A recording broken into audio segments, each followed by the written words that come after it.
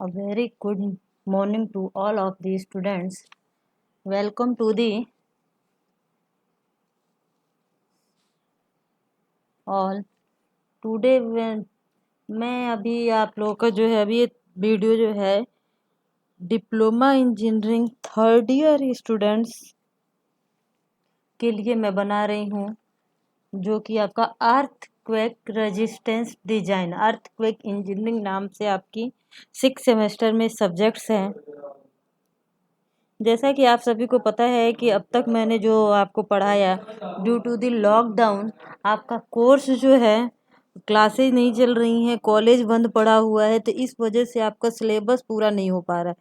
तो इसलिए मैं ये वीडियो आप लोगों के लिए बना रही हूँ, जिससे कि आप लोगों को अर्थक्वेक इंजीनियरिंग सब्जेक्ट्स को मैं थ्रू ऑनलाइन कोर्स कंप्लीट कर सकूं और आप लोगों को जो भी परेशानियां इसमें आ रही हैं अपने समझने में सब्जेक्ट्स को, उसको सॉर्ट आउट किया जा सके। ये अर्थक्वेक रेजिस्टेंस का भी मेरा पहला वीडियो है। क्लास में मैंने आप लोगों को बेसिक्स ऑफ अर्थक्वेक इंजीनियरिंग पढ़ा दिया था, और आपके उसमें जो है what are the different parameters consider, जैसे कि आपकी क्या हमें अर्थक्वेक रेजिस्टेंस बिल्डिंग डिजाइन करते हैं तो बिल्डिंग्स की क्या होनी चाहिए according to the IS 1893/2002। Earthquake resistance design का जो कोड है उसके अकॉर्डिंग बिल्डिंग्स की क्या हमारी क्राइटेरिया होने चाहिए। आज जो है हम वो डिस्कस करेंगे seismic construction of machinery buildings, provision of IS 4326। ये आपकी एक पूरी यूनिट है आपके सिलेबस में कि आपकी मशीनरी जो बिल्डिंग्स होती हैं,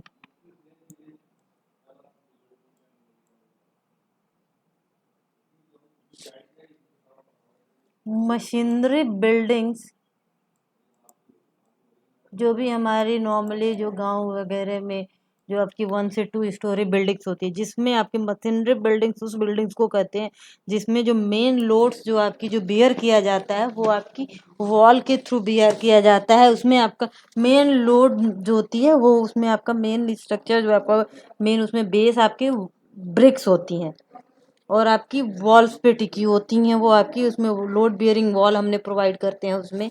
तो उसको आपको डिस्कस करना है कि, और ये आपकी IS 4326 जो है वो आपकी ओनली आपकी मशीनरी बिल्डिंग्स अगर को हमें अर्थक्वेक रेजिस्टेंस बनाना है तो उसके लिए हमें क्या प्रोविजंस को फॉलो करना पड़ेगा। तो ये आपकी IS कोर्स है मशीनरी बिल्डिंग्स के लिए। टॉपिक्स आपका है earthquake resistance design and construction of machinery buildings. यहाँ आपकी मशीनरी बिल्डिंग होगी।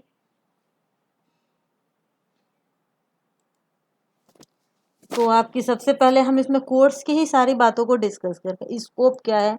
This standards deals with the selection of materials, special features of design and construction for earthquake resistance building, including machinery units, timber construction and buildings with fabricated flooring roofing elements.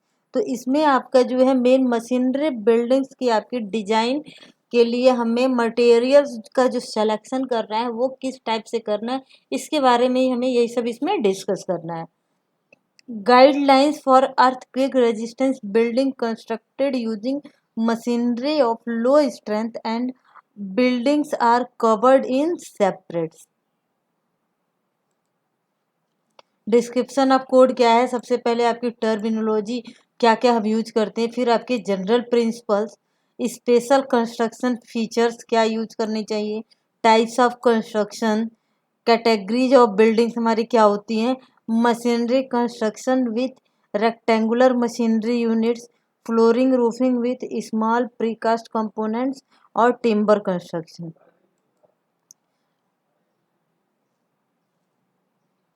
Now separation section, हम जब machinery buildings का construction करें तो buildings को हम कैसे separate करें, centre of rigidity हमारी कैसे डिसाइड करें, shear wall, special frame, box section, band provide करना चाहिए, seismic zone and seismic coefficients को यूज करना चाहिए। बिल्डिंग्स आपकी कौन से सिस्मिक जोन्स में लाई कर रही है।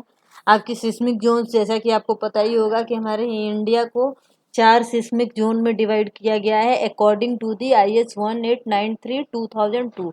पार्ट 1 और 2 को एक जोन मान लिया गया, उसको हम जोन 2 बोलते हैं, फिर जोन 3, फिर जोन 4 और zone 5। Zone 5 is the high risk earthquake prone zone.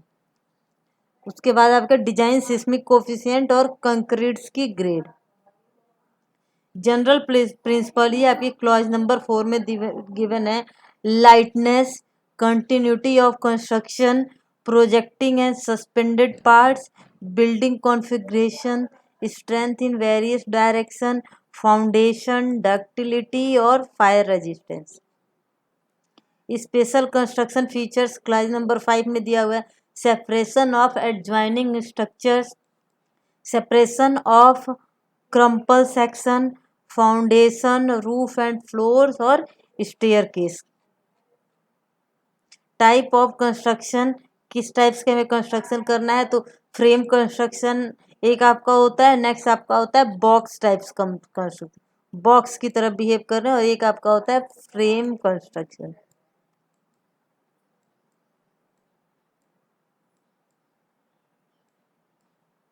ये आपका फ्रेम कंस्ट्रक्शन हो गया, ये हमारा बॉक्स टाइप्स कंस्ट्रक्शन हो गया। तो ये आपकी क्लॉज नंबर 6 में गिवन है। Categories of building clause number 7 में दिया हुआ है।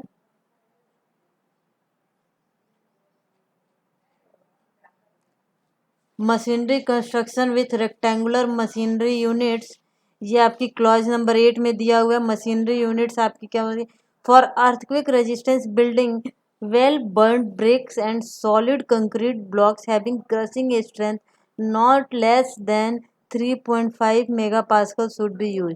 जब भी हम मशीनरी बिल्डिंग से सब, अब आपकी मटेरियल्स पे हम आ जाते हैं। मटेरियल्स हम यूज करना चाहिए, तो आपकी क्या है, अर्थक्वेक रेजिस्टेंस बिल्डिंग्स की जब डिजाइन करें तो वेल बर्न ब्रिक्स होने चाहिए। इसमें से आपकी ब्रिक्स की जो क्लासिफिकेशन होती है मेनली हमारे 3 क्लास की, class A, B, C।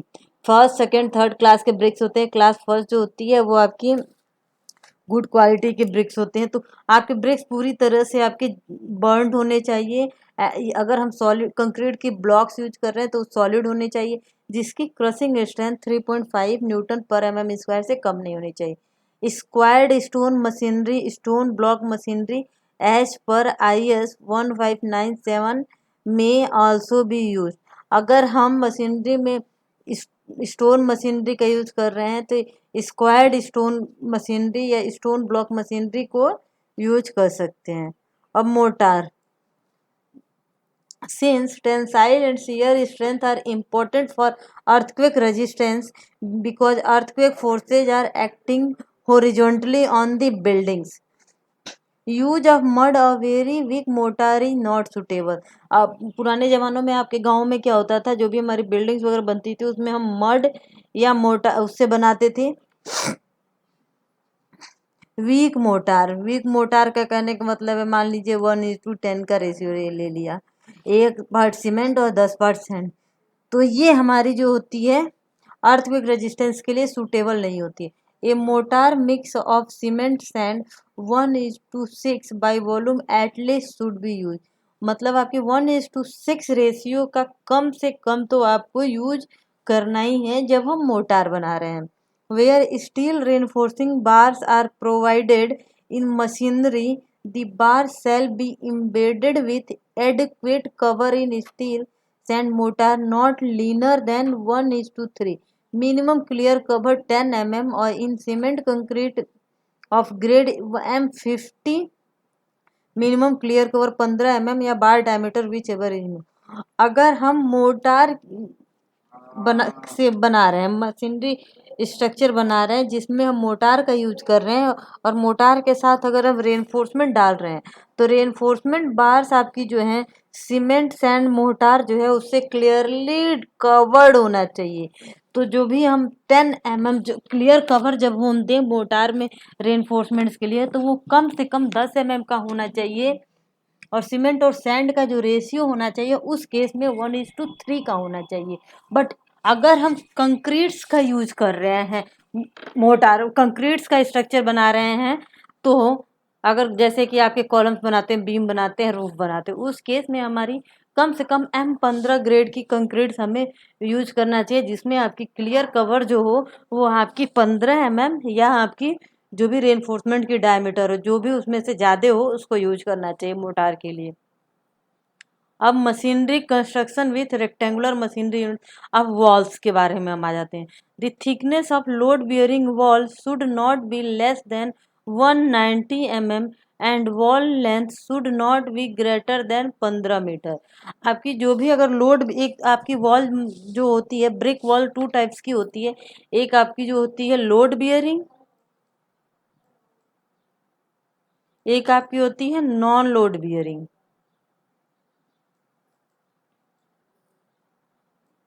Load bearing और non load bearing. Load bearing wall जो होती है उसमें हमारा जो जो भी आपका रूफ का लोड जो आता है वो आपकी वॉल बियर करती है, और वो वॉल जो है उस लोड को फाउंडेशन को ट्रांसफर करती है।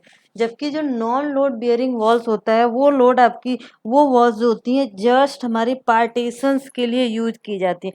आजकल जो भी आप देख रहे हैं मल्टी स्टोरी बिल्डिंग्स की जो भी आपकी कंस्ट्रक्शन हो रही है, उसमें हम, एक आपकी वॉल की थिकनेस होती है 9 इंच की दीवार आपने देखी होगी, एक 4.5 इंच की जो होती है।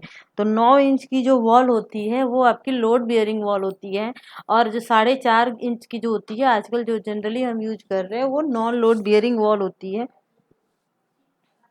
तो कह रहा है अगर हमारी मशीनरी स्ट्रक्चर हम बना रहे हैं तो उस केस में, और लोड बियरिंग वॉल है, तो वॉल की जो थिकनेस होगी वो कम से कम 190 mm होनी चाहिए, को according to the code IS 4326। और length not should be greater than 15 meter. Wall की जो लेंथ है वो 15 मीटर से ज़्यादा नहीं होनी चाहिए। मशीनरी बिल्डिंग हम कोशिश करते हैं कि वॉल की लेंथ हम कम से कम रखें। Now, the machinery bearing wall can be built up to a maximum of 4 story।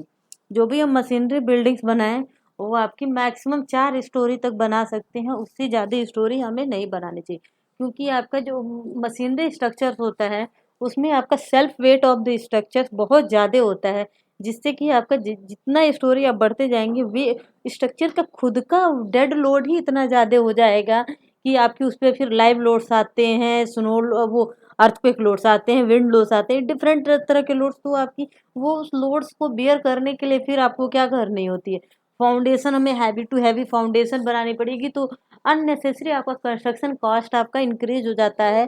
जब लोड्स ज़्यादा आएगी तो आपको, अगर हम कॉलम्स बना रहे हैं, कॉलम की साइज इंक्रीज करनी पड़ेगी, रूफ की थिकनेस आपकी इंक्रीज करनी पड़ेगी, बीम की साइज इंक्रीज करनी, जिससे कि हमारा स्ट्रक्चर हैवियर हो जाता है।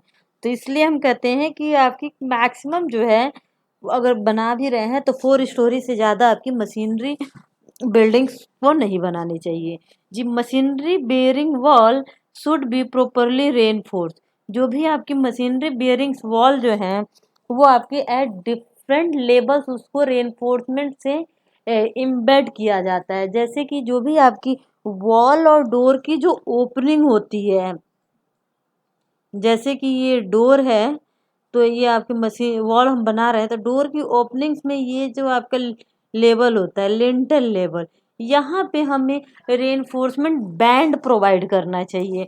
और आपकी ये जो पोर्शन है, जो भी ओपनिंग्स होती है, क्योंकि फोर्सेज जो है सबसे ज़्यादा हमारे अट्रैक्ट करते हैं ओपनिंग, तो उसके चारों तरफ हमें रेनफोर्समेंट्स को प्रॉपरली प्रोवाइड करना चाहिए। फिर आपका जो रूफ लेवल होता है, रूफ लेवल्स पे भी हमें क्या करनी है, रूफ ढालने से पहले आपने देखा होगा कि एक हम कंक्रीट्स की ऐसे वो बनाते हैं, पतली सी बीम्स टाइप्स। तो ही एट डिफरेंट लेवल, जिसमें कि आपके रेनफोर्समेंट पड़ी होती है, तो उसमें हमारी क्या होती है कि एट डिफरेंट स्टेजेज हमें रेनफोर्समेंट प्रोवाइड करनी चाहिए। सिमिलरली अगर आपकी ये विंडो है तो विंडो के भी हमारे चारों तरफ हमें यहाँ जो है कम से कम 2 रेनफोर्समेंट प्रोवाइड करने चाहिए, और यहाँ आपकी कंक्रीट्स का वो प्रोवाइड, अगर नहीं प्रोवाइड करते रहते हैं तो हमें एट ए सर्टेन स्टेज जो भी आपकी ब्रिक्स की हमारी वॉल होती है, रेनफोर्समेंट्स को हमें डाला जाता है, क्योंकि रेनफोर्समेंट डालने से हमारी उसकी टेंसाइल स्ट्रेंथ इंक्रीज हो जाएगी, जिससे कि वो लोड्स को ज़्यादा से ज़्यादा लोड्स को बियर कर सकता है। The bearing wall should be straight and symmetrical in plan in both direction. जो भी आपकी वॉल बना रहे हैं तो वॉल जो आपकी है वो आपकी सीधी होनी चाहिए। ऐसा नहीं है कि हम यहाँ वॉल्स ऐसे बनाए जिग जैग फॉर्म में, या आप डिफरेंट पहला रेक्टेंगुलर में वो बना दिए, हमने ट्रायंगल बना दिया, पॉलीगन बना दिया, हेक्सा। मतलब वॉल्स बिल्कुल, कहने का मतलब एकदम सीधी होनी चाहिए, स्ट्रेट होनी चाहिए और symmetrical in plan in both direction. अगर हम यहाँ वॉल बना रहे हैं तो जस्ट उसके अपोजिट डायरेक्शन में भी आपकी वॉल होनी चाहिए। अगर ओपनिंग हम यहाँ दे रहे हैं तो ओपनिंग अगर आपको देनी भी है तो इधर हमें उसके सिमेट्री में ही ओपनिंग देनी होती है, जिससे कि हमारे जो भी लोड्स वगैरह फोर्सेज जो आएंगे, अर्थक्वेक फोर्सेज अगर एंटर कर रहे हैं ओपनिंग से, तो वो अदर ओपनिंग से आपकी वो पास हो जाए। अगर इधर हमने वॉल बना दिया, इधर हमने ओपन कर दिया, तो आपका क्या होगा, फोर्स इधर जो भी अर्थक्वेक फोर्सेज आएंगी या विंड फोर्स आएगी, यहाँ तो आपका खुला एरिया सबसे ज़्यादा अट्रैक्ट करे, तो वो आपकी हिट करेगी इस पोर्शन को, और जो डैमेज होगा वो आपकी ये वाली वॉल आपकी सबसे ज़्यादा डैमेज होगी। तो इसलिए हम कहते हैं कि जो भी प्लान जो है वो सिमेट्रिकल होनी चाहिए, दोनों डायरेक्शन में एक जैसा होना चाहिए। Next, the wall panels should be checked for strength in bending and shearing। जो भी हम वॉल्स बना रहे हैं तो उसको आपकी उसकी स्ट्रेंथ को बेंडिंग और शेयरिंग में चेक करना चाहिए कि हमारी ये बेंडिंग में कितना ले रहा है, बेंडिंग ले रहा है, और कितना शेयर स्ट्रेंथ ले रहा है। क्योंकि अर्थक्वेक्स में आपकी जो फेल्योर होती है शेयर की वजह से ही सबसे ज़्यादा फेल्योर होती है। नेक्स्ट आपका है masonry bond. For achieving full strength of masonry the usual bonds specified by masonry should be followed. यह इसके अकॉर्डिंग फॉलो करनी चाहिए। The vertical joints are broken properly from course to course. For having full bond between perpendicular wall, it is necessary to make a sloping joint by making the corners first to a height of 600 mm and then building the wall in between them. Otherwise, the two joints should be made in both the wall alternatively in lifts of about 450 mm. जो भी हमारी perpendicular wall है उनके बीच में आपकी full bonds को develop करने के लिए ज़रूरी होता है कि स्टेप्स ज्वाइंट्स हम बनाए। आपने देखा होगा कॉर्नर पे हम क्या करते हैं, एक एक ईंट छोड़ते जाते, एक ईंट बढ़ा के, एक ईंट घटा के, एक ईंट बढ़ा के, तो स्टेप्स के फॉर्म में हम ज्वाइंट करते हैं by making the corner first to a height of 600 mm and then building the wall is between them. उसके बाद से हम बिल्डिंग की वॉल उनके बीच में बनाते हैं। अगर ऐसा नहीं बनाएंगे तो आपकी क्या होगी, जब दूसरा वॉल बनाना होगा तो आपको वहाँ की वॉल्स और पहले जो वॉल्स बना दिया दूसरा बना रहे हैं तो उसके बीच में प्रॉपर बॉन्डिंग हमारी डेवलप नहीं हो पाती हैं, तो उनके बीच में हमारी वर्टिकल जॉइंट्स आ जाते हैं। Now comes to the openings in walls. As opening in walls reduce their lateral loads resistance and hence should preferably be small and more centrally located. The guidelines on the size and position of opening are given in table 4 of IS 4326। जो भी हमारी machinery construction होती है उसमें हम कोशिश करते हैं कि स्मॉल ओपनिंग दें और कम से कम ओपनिंग दें, और ज़्यादातर जो मोस्ट प्रेफर करते हैं वो ओपनिंग हमारी सेंटर में प्रोवाइड करनी चाहिए। अब आपकी ओपनिंग की मैक्सिमम साइज कितनी होनी चाहिए, ओपनिंग की पोजीशन कितनी होनी चाहिए, ये आपकी टेबल नंबर 4 IS 4326 में पूरा डिटेल में दिया हुआ है। Openings in any story shall preferably have their top at the same level so that a continuous band could be provided over them। तो ओपनिंग जो भी हम प्रोवाइड करें वो ओपनिंग आपकी बॉटम से लेके टॉप तक सेम पोजीशन पे आपकी सेम लेवल पे ओपनिंग होनी चाहिए, जिससे कि आपकी कंटिन्यूअस बैंड उनमें प्रोवाइड किया जा सके। ऐसा नहीं है कि हमने फर्स्ट स्टोरी पे कॉर्नर में ओपनिंग दे दिया, सेकंड पे जाके हमने सेंटर पे दे दिया, थर्ड पे जाके हमने कहीं और दे दिया। If opening are not provided according to the codal provision, they should be strengthened by providing reinforced concrete lining with high strength deform bar of 8 mm diameter। अगर हम ओपनिंग्स नहीं प्रोवाइड कर रहे हैं अकॉर्डिंग टू द कोड, तो आपको जो है उसमें हमें रेनफोर्समेंट जो मशीनरी स्ट्रक्चर वॉल जो है उसको स्ट्रेंथन प्रोवाइड करने के लिए at a different level reinforcement provide करना चाहिए। और वो जो रेनफोर्समेंट हम प्रोवाइड करें वो आपकी डिफॉर्म बार, मतलब कम से कम आपकी FE 415 ग्रेड की कंक्रीट, और आपकी जो डायमीटर होनी चाहिए वो मिनिमम डायमीटर आपकी 8 mm होनी चाहिए। ये आपकी फिगर 8 IS 4326 में दिया हुआ है। इफ ए विंडो और ventilator is to be projected out, the projection should be in reinforced machinery or concrete and tied together properly। अगर हम विंडो या वेंटिलेटर बना रहे हैं तो उसका projection should be in reinforce machinery होना चाहिए, मतलब उसके चारों तरफ हमें रेनफोर्स को टाई करना चाहिए, या उसके चारों तरफ हमें कंक्रीट की एक पतली जो है बैंड डालनी चाहिए, जिससे कि एक दूसरे को वो आपके प्रॉपरली बॉन्ड कर सके, टाई कर सके। The use of arches to span over the openings is a source of weakness and shall be avoided. जो भी आपकी अगर हम आर्चेज बना रहे हैं जिसकी ओपनिंग उसकी स्पैन से जो है स्पैन के बराबर है, तो वो हमारी जो होती है सबसे ज़्यादा वीक आपका आर्च होती है, तो उस टाइप्स के कंस्ट्रक्शन को हमें अवॉइड करना चाहिए, क्योंकि वहाँ तो आपको लोड्स को बियर करने के लिए कहीं कुछ है ही नहीं। पूरा अगर आपकी हॉरिजॉन्टल फोर्स आ रही है तो पूरी की पूरी फोर्स जो है हमारी ओपनिंग के थ्रू पास हो जाएगी, तो आपकी वो जो भी आर्च है वो आपकी फेल हो सकती है। Otherwise steel ties should be provided. अगर हम ऐसा प्रोवाइड कर रहे हैं तो उसमें स्टील से उसको जगह जगह पे एट ए सर्टेन इंटरवल हमें उसको टाई करना चाहिए। Next, seismic strengthening arrangements. आपकी कोई भी स्ट्रक्चर है तो मशीनरी स्ट्रक्चर में हम सिस्मिक स्ट्रेंथनिंग कैसे प्रोवाइड कर सकते हैं।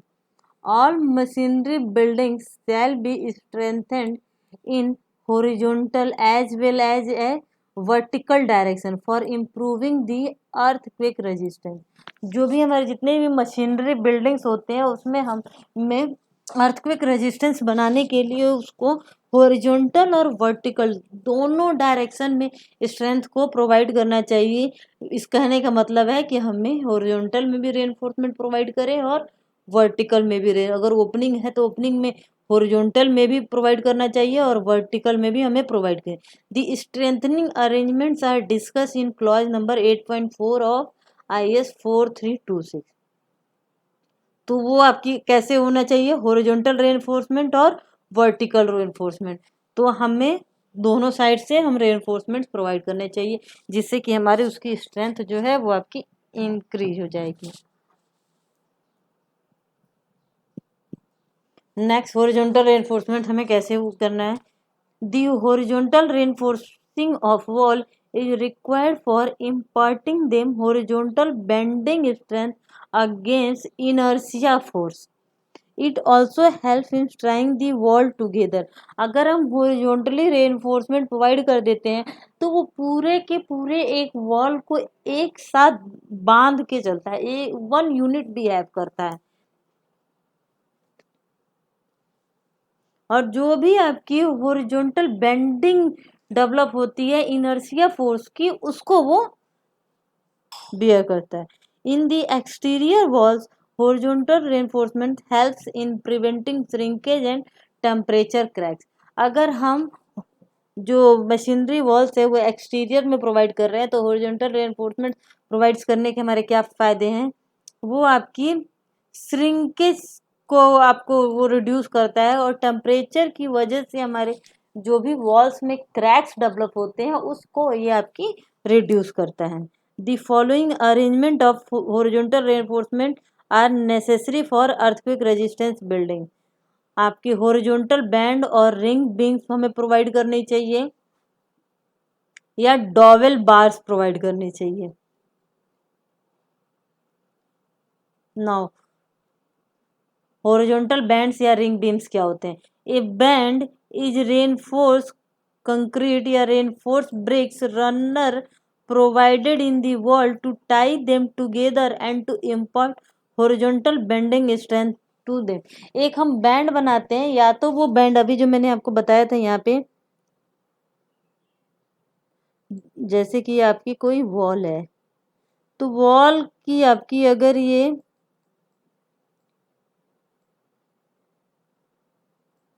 वॉल की ये हाइट है, तो आपकी डिफरेंट हाइट पे, सपोज करें इस हाइट पे यहाँ तक हमारा ये जो है डोर है और यहाँ हमारा कुछ विंडो है, तो इसको हम बोलते हैं lintel level.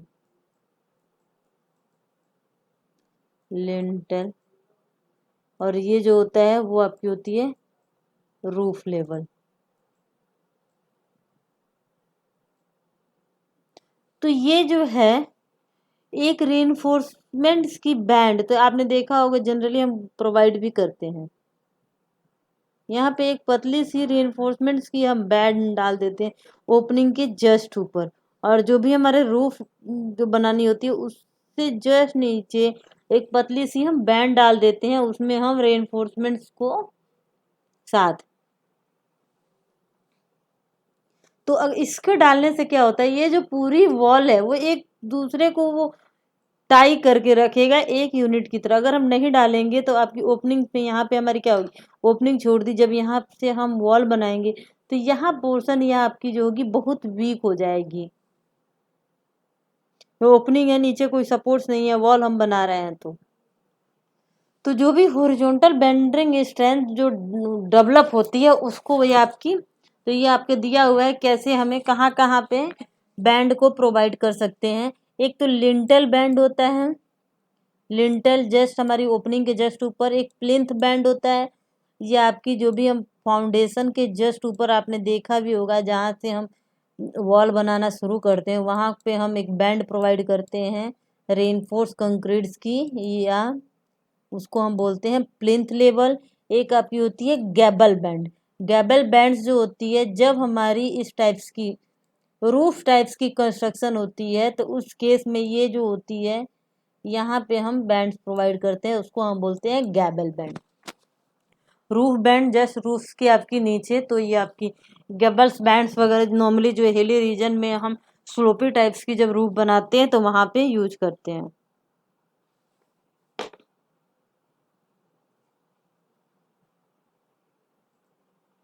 Next dowel bar. Dowel bars are provided in category D and E buildings. Buildings की आपकी कैटेगरी है वो आपकी आईएस कोर्स में दी हुई है। These are provided to improve the box section of wall. Dowel bars provide करने से आपकी जो भी आपकी बिल्डिंग्स होती है वो एक बॉक्स की तरह बिहेव करती है, और जब अर्थक्वेक फोर्सेज आपके उस पर एक्ट करेंगे, जब भी ये फोर्सेज आपके उस पर एक्ट करेंगे तो पूरा का पूरा बिल्डिंग्स आपकी एक साथ मूव करेगा, और जब फोर्सेज चले जाएंगे तो फिर वो अपनी पोजीशन में आ जाएगा।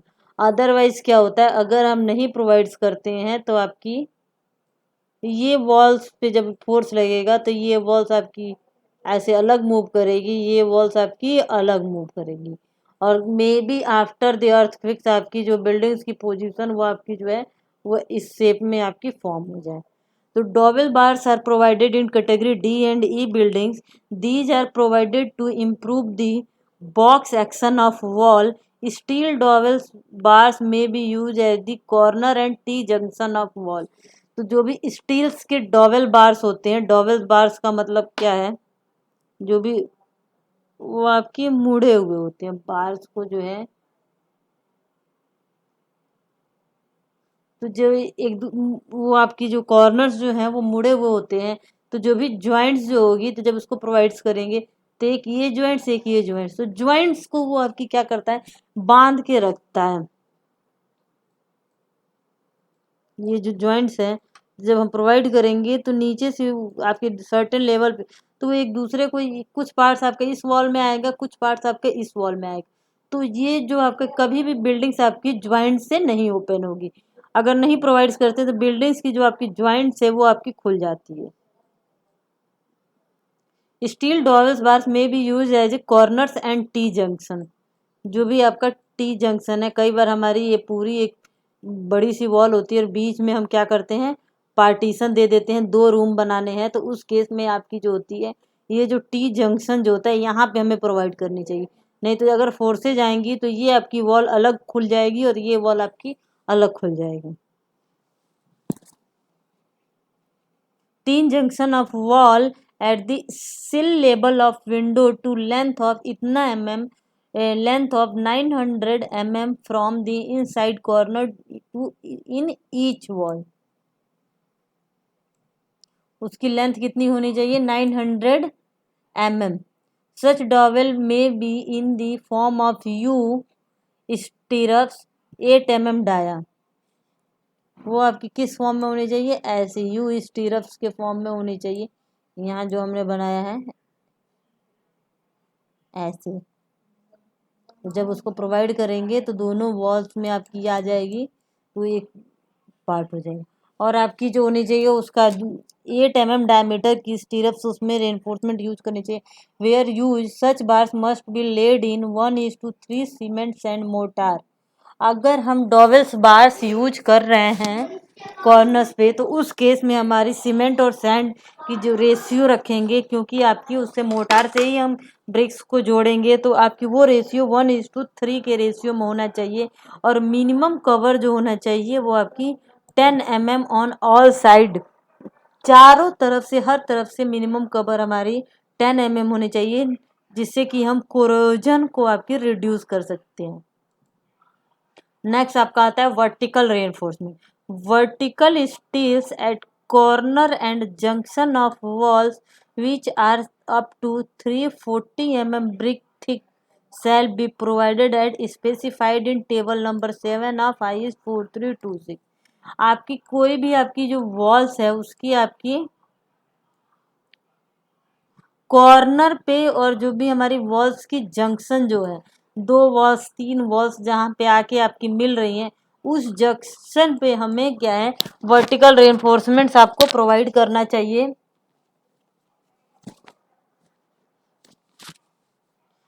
उस वॉल की थिकनेस आपकी कितनी होनी चाहिए जहाँ पे हम वर्टिकल रेनफोर्समेंट प्रोवाइड करें, up to 340 mm thick walls के लिए। अगर आपकी वॉल की थिकनेस 340 mm से कम है तो the area of the bar shall be proportionally increase. तो उस केस में हमारी बार की एरिया को उसी के अकॉर्डिंग हम इंक्रीज कर देते हैं।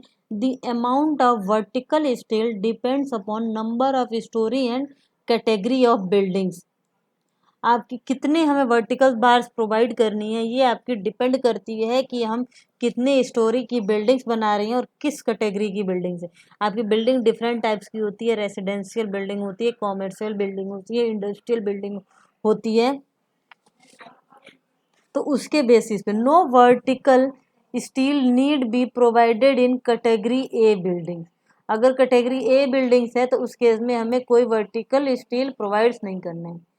The vertical reinforcement should be properly embedded in the plinth machinery and roof slab or roof band। जो भी आपकी वर्टिकल रेनफोर्समेंट जो होनी चाहिए तो वो आपकी प्लिंथ लेवल से लेके रूफ लेवल तक आपकी वर्टिकली होनी चाहिए, एक जिससे कि वो एक दूसरे से जो है प्रॉपर बॉन्डिंग कर सके। The vertical reinforcement should pass through the lintel bands and floor slab और floor level band in all story। तो वर्टिकल जो बैंड्स है वो आपकी आपकी फ्लोर स्लैब से लेके फ्लोर लेवल तक जितने भी हमारी स्टोरी हैं हर स्टोरीज में पास होना चाहिए थ्रू दी लिंटेल बैंड। जहाँ लिंटेल बैंड प्रोवाइड करें उसके थ्रू होते हुए आपकी नीचे से लेके ऊपर तक पास होने चाहिए। Vertical reinforcement for window and door opening should start from foundation of floor and up to lintel band. आपकी अगर हम कोई ओपनिंग है यहाँ पे तो अगर हम ओपनिंग्स पे जो वर्टिकल बार्स जो प्रोवाइड्स कर रहे हैं 2-3 जितना आपकी स्ट्रेंथ हो उसके अकॉर्डिंग प्रोवाइड करते हैं, तो वो आपकी फाउंड बार ऐसा नहीं है कि हम ऊपर से शुरू कर दिया, खड़ा कर दिया, दीवार चला दी। ये आपकी जो बार से फ्लो फाउंडेशन से शुरू होके यहाँ जो लिंटल हम प्रोवाइड कर रहे हैं वहां तक आना चाहिए, जिससे कि आपकी वो इससे और ये फाउंडेशन और लिंटल से प्रॉपरली इम्बेड हो जाए। Typical detailing of providing vertical steel in brickwork machinery with rectangular solid unit at corners and T-junction are shown in figure 12 of IS। ये आपकी IS 4326 में आपकी दी हुई है कि वर्टिकल स्टील्स हम कैसे ब्रिक मशीनरी में प्रोवाइड करते हैं।